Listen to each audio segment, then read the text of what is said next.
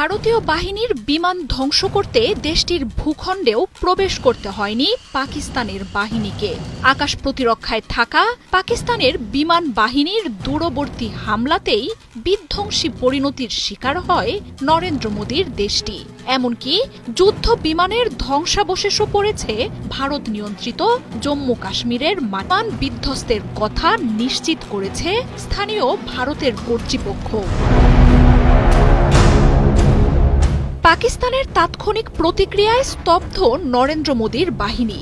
সীমান্তে পাহারায় থাকা ভারতীয় বাহিনীর 5টি বিমানকে ধ্বংস করে দিয়েছে পাক সেনারা। ফ্রান্স ও রাশিয়ার তৈরি মিলিয়ন ডলারের যুদ্ধ বিমান ও ড্রোন হারিয়েছেন নরেন্দ্র মোদী। পাকিস্তানের আকাশসীমায় থেকেই এসব যুদ্ধ বিমান ভূপাতিত করা হয়েছে।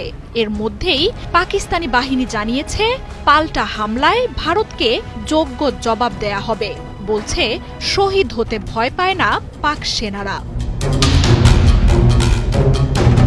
বুধবার প্রথম প্রহরে আক্রমণের জবাবে সীমান্তে থাকা ভারতের উপর চূড়ান্ত হামলা চালায় পাকিস্তানি বাহিনী।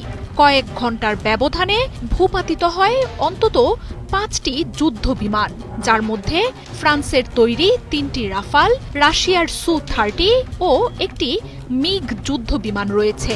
তাৎক্ষণিক প্রতিক্রিয়ায় একসাথে 5 যুদ্ধ বিমান হারানোর এমন ঘটনা যুদ্ধক্ষেত্রেই নজিরবিহীন।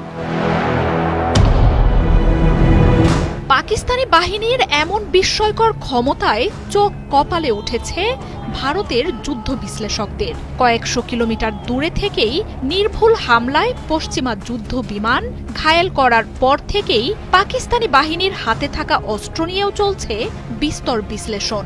অর্থনৈতিকভাবে দুর্বল হলেও পাকিস্তানের সামরিক বাহিনীর ভাণ্ডারে রয়েছে মিসাইলের এক অফুরন্ত সম্ভার।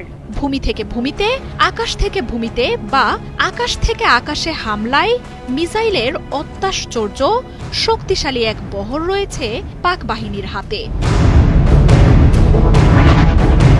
Fattah rocket artillery, anti tank guided missile, Abdali সহ বেশ কয়েকটি শ্রেণীর ট্যাকটিক্যাল ব্যালিস্টিক মিসাইল, শাহিন, আবাবিল, বাবুরের মতো স্বল্প, মধ্যম ও দূরপাল্লার ব্যালিস্টিক ও গাইডেড মিসাইল রয়েছে বাহিনীটির হাতে।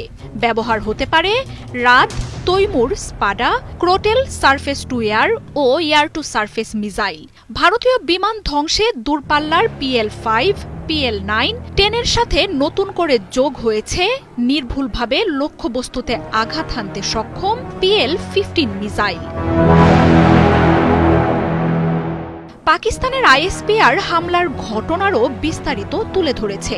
ISPR মুখপাত্র জানান, পাকিস্তান শুধু তাৎক্ষণিক প্রতিক্রিয়ায় জানিয়েছে ভারতীয় বাহিনীর কোনো বিমানকে পাকিস্তানের মাটিতে প্রবেশ করতে দেয়া হয়নি। আর ভারতের যেসব বিমান ধ্বংস করা হয়েছে সেগুলোও পাকিস্তানের অভ্যন্তরে থেকেই গুড়িয়ে দেয়া হয়। নির্দিষ্ট সময়ে ভারতকে জবাব ফিরিয়ে দেওয়ার ঘোষণা দিয়েছে পাকিস্তান। জানিয়েছে, ভারতের ভুল ধারণা গুড়িয়ে দেয়া হবে। পাকিস্তানের সেনারা মৃত্যুর ভয়ের চেয়ে দেশ রক্ষায় শহীদ হতে বেশি ভালোবাসে বলেও